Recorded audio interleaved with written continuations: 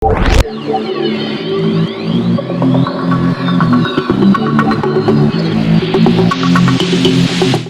Jerry, kalau Ya, mengamati karirnya Pak Gatot Subroto dengan Pongki sebenarnya tidak terlalu panjang ya. Artinya kalau saya ingat-ingat gitu waktu saya kecil gitu pernah muncul tahun 1976, itu saya kecil banget itu. Saya tahun 76 itu setelah saya baca juga dari tulisannya tulis oleh Pak Gatot Subroto. Kemudian saya ingat-ingat lagi waktu itu kayaknya tidak terlalu lama karena ketika saya sudah mulai masuk masa remaja SMP ya, ataupun kelas 5 SD ketika saya sudah mulai tertarik untuk menjadi seorang pelawak, saya lihat sebenarnya kiprah Pak Gatot Subroto di televisi juga sangat jarang bersama dengan boneka Tongki. Kemudian ya. muncul Ria Enes. Nah, ini saya mendapatkan cerita langsung dari Kak Ria Enes. Kak Ria Enes waktu jadi penyiar radio Suzana, ada tokoh fiksinya bernama Suzan, kemudian bikin album, ketika tampil bikin video klipnya kan harus ada wujud Ya. Suzannya seperti apa. Maka Nah itu. dibikinlah boneka atau dicarilah boneka yang bisa mewakili sosok Susan itu seperti apa. Ya. Dan karya lucunya malah kok istilah ventriloquist itu dari wartawan katanya. Jadi ketika muncul pertama kali itu tidak tahu ya tentang ventriloquist, artinya belum tahu gitu dengan istilah ventriloquist. Ya, baru tahunya dari wartawan gitu ya. Itu Ya. menariknya itu. Ya. Nah, Wartawan. nah kalau Mas Jerry sendiri itu mulai menekuni ventriloquist dari sejak tahun kapan? Ya, terima kasih Mas. Jadi awalnya itu saya punya boneka itu tahun 1995 atau 96, saya lupa ya Mas ya. Cuma pada waktu saya belum berani menampilkan ke panggung atau ke teman gitu Mas, karena tipe boneka ini itu sejenis parlancin. Jadi itu di remake Mas, dibuat dari kayu. Itu yang buat itu kalau nggak salah yang bikin ini Mas, mungkin Asep itu Mas, Hmm. pembuat boneka wayang golek itu Mas. Nah, dia buat seperti itu. Nah, wajahnya itu memang dari originalnya udah seperti kayak banyak wrinkle-nya gitu Mas. Nah, dari situ awal saya apa ini ketertarikan Mas awalnya minat ya. Mas ada buku ventriloquist.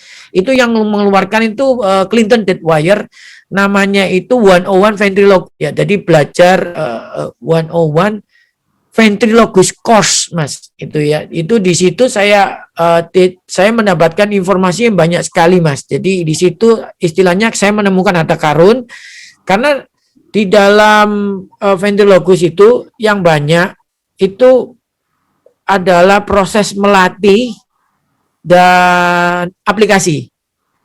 Mungkin kalau kita melatih sempurna, tapi pada waktu aplikasinya ke penonton itu belum belum ada jam terbang, maka itu nanti bisa ini Mas, kan orangnya penonton tuh kan taunya kan show me what you do kan gitu Mas. Penonton pada zaman saya waktu itu, ketika saya tampil saya bilang ventriloquist gitu kan. Nah mereka akan melihat satu itu yang dikejar itu ventriloquistnya Mas, mulutnya gerak nggak.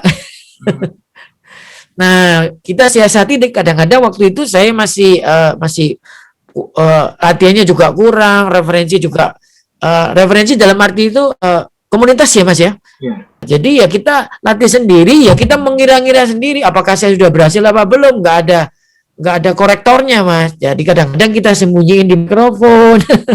Lalu kadang-kadang kata sulit kita misdirection itu ya itu tadi ngelihat bonekanya gitu Mas, atau kita tutup-tutup gitu Mas pakai mikrofon gitu. Jadi kalau sekarang kan agak sedikit berani Mas pakai yang clip on. Kalau dulu kan enak Mas bawa mikrofon, halo, halo. Nah, kan gitu Mas. Nah, sekarang sih karena kayak Mas Iwil yang pada tahun berapa itu Mas Iwil? Tahun 2000 berapa itu Mas Iwil punya angan-angan untuk membentuk ventriloquist komunitas itu Mas? Iya, saya menekuni ventriloquist itu kan 2013.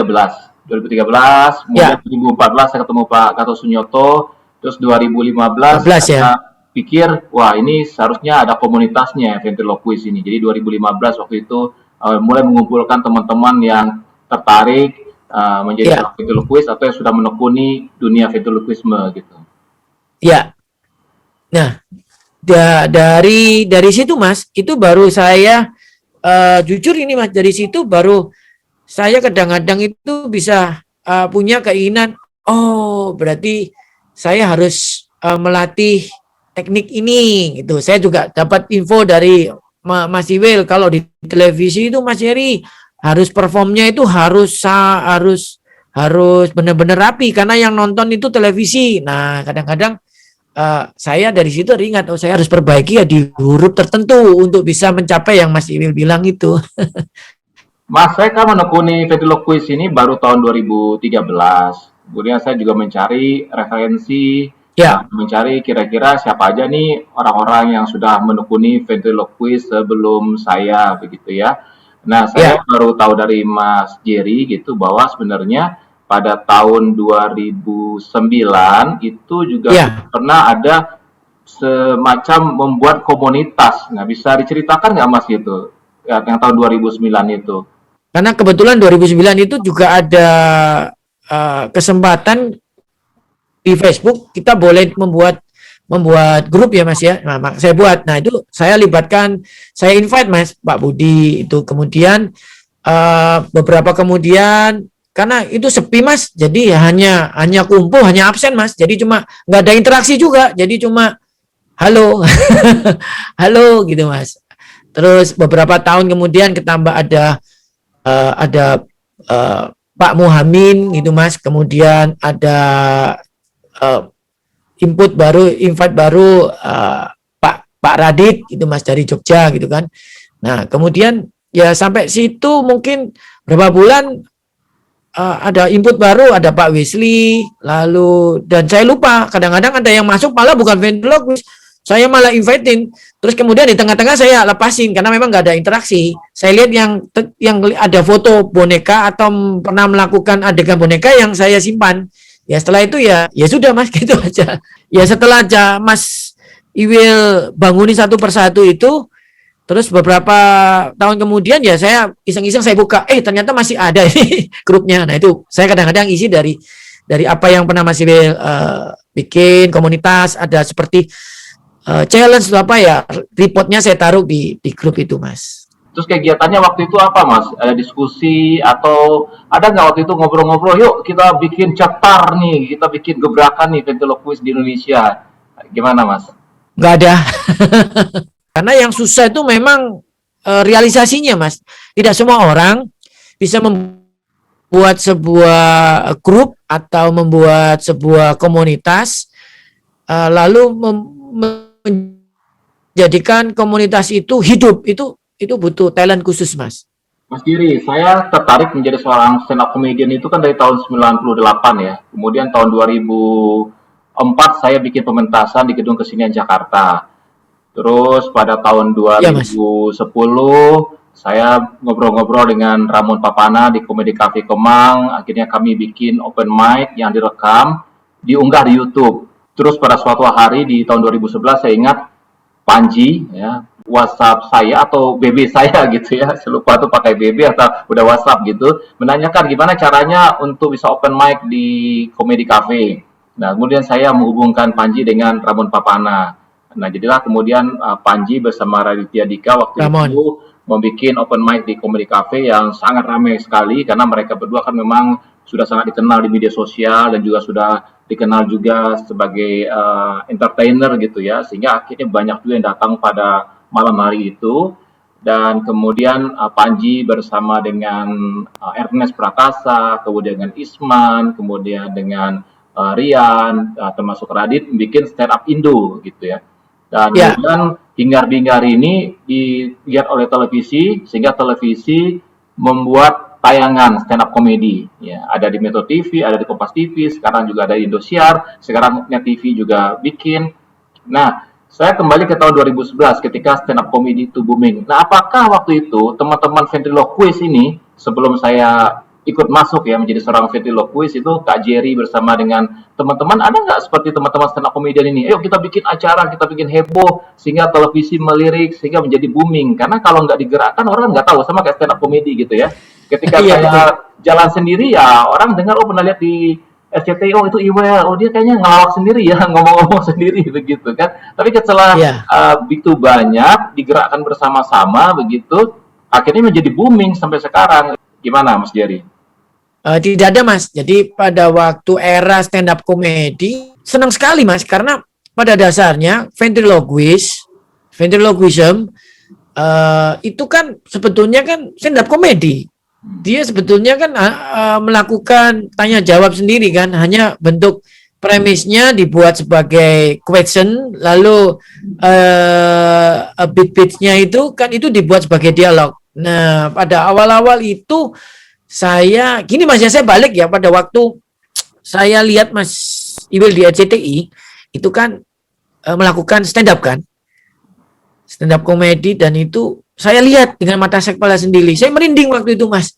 Wah, ini yang saya pikir ini yang saya cari dari dulu gitu Mas. Maksudnya itu yang saya lihat itu satu, bagaimana orang ini dapat menulis materi, itu yang pertama. Kedua, terus kenapa dia punya talent itu bisa menghidupkan materinya, itu yang saya lihat Mas. Nah dari situ sebetulnya itu saya sudah lihat, wah ini kalau umpamanya saya ketemu sama era komedi, waduh bersyukur sekali. Maksudnya ketemu era stand up komedi karena apa Mas? Itu bisa match gitu Mas.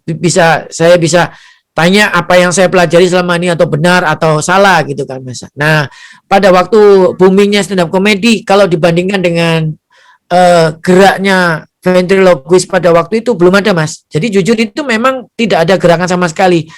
Nah, gerakan pada waktu itu apa ya? Sulap kayaknya waktu itu Mas yang bergerak. Yang digerakkan sendiri oleh mungkin salah satu tokoh sulap gitu Mas. Tapi kalau untuk ventriloquist nggak ada Mas. Ya, saya membandingkan dengan stand up comedy karena ventriloquist ini kan lebih dulu ada di Indonesia dibandingkan stand up comedy. Iya, Nah, betul. upaya-upaya yang dilakukan oleh para stand up komedian ini untuk menggerakkan stand up komedi di Indonesia itu ada berapa? Di antaranya adalah membuat show tunggal, membuat pertunjukan Ya, spesial. Saya melakukan itu 2004 di betul. Jakarta. Kemudian Ernest juga melakukan itu, bahkan Ernest Tour. Panji juga melakukan itu dan banyak banget stand up komedian lainnya juga melakukan spesial gitu, mengadakan show-nya sendiri begitu. Ya kemudian dinonton oleh orang banyak. Nah, kalau dengan ventriloquist gimana, Mas? Kan tadi disebutkan berapa nama tuh yang dari awal sudah menekuni ventriloquist. Pernah nggak di antara Mas Jerry dan teman-teman ini ngobrol-ngobrol, yuk kita bikin spesial yuk. Artinya tampil dengan show spesial mungkin 1 jam, sehingga akhirnya ventriloquist ini menjadi gaung gitu. Seingat saya nggak ada tuh Mas. Kenapa menanyakan ini? Gitu, karena agak greget juga ya dengan ventriloquist yang sudah lama dari Indonesia, tapi kok belum bisa se-booming stand up comedy. Padahal pelakunya sudah ada sejak dulu. Bahkan Kak Jerry bersama teman-teman pernah bikin grup di Facebook tahun 2009. Tahun 2009 itu bahkan stand up comedy belum populer di Indonesia. Ya, jadi masih baru orang mulai menekuni ya 2011 kemudian menjadi populer di Indonesia. Nah, ketika saya waktu itu bertemu dengan Pak Gatot Sunyoto tahun 2014, ya, jadi saya tahun 2013 nekat bikin pementasan ventriloquist. Waktu itu ya karena saya tertarik Jeff Dunham, wah sebenarnya wah keren nih, kayaknya nih bisa juga ternyata bersama boneka stand up comedy ini gitu ya. Tapi ini namanya ventriloquist gitu ya, bukan Ya, stand up comedian, ventriloquist. 2013 pentas, kemudian 2014 saya ketemu Pak Gatot Sunyoto, ngobrol-ngobrol tentang ventriloquist. Pak Gatot waktu itu menyarankan saya bahwa saya untuk bertemu dengan Kak Jerry. Coba dengan Jerry Pico, ngobrol-ngobrol dengan Jerry Pico. Kenal nggak? Oh baik Om, nanti saya akan berusaha kenal dengan Jerry Pico. Nah, kebetulan 2014 itu saya juga mulai menekuni dunia motivasi. Ya sibuk juga menjadi seorang motivator. Baru saya ingatnya Februari 2015 saya mencari Mas Jerry itu di Facebook. Kemudian saya DM gitu ya. Kemudian Mas Jerry balas, kita tukaran nomor handphone. Terus kemudian kita bikin grup WhatsApp Ventriloquist Indonesia dan kita undang berapa teman untuk bergabung dalam grup WhatsApp tersebut dan kemudian jadi banyak itu ya, jadi banyak di grup ya. WhatsApp itu ya, ngobrol-ngobrol tentang ventriloquist gitu.